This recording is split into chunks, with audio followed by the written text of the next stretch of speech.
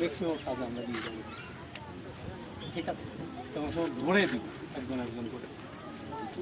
সংশোধিত 2023 অনুসারে 15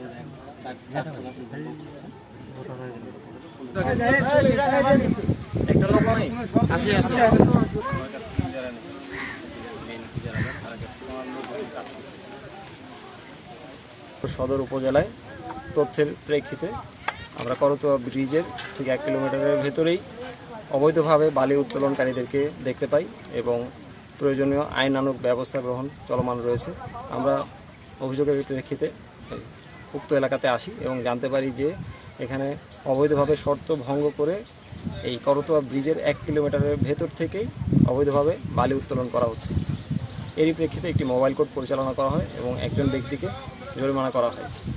আমাদের এই ধরনের কার্যক্রম ভবিষ্যতে চলমান থাকবে এবং আপনাদেরকে আমার রিকোয়েস্ট থাকবে যেন আপনারা আমাদের সবাইকে এই ধরনের অপরাধমূলক কাজ থেকে বিরত থাকার জন্য আমাদেরকে তথ্য দিয়ে সহায়তা করবেন এবং আমরা অবশ্যই কার্যকরী ব্যবস্থা গ্রহণ করব।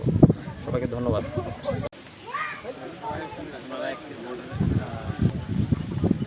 তিনটা অপরাধ আমরা সুযোগ দিলাম,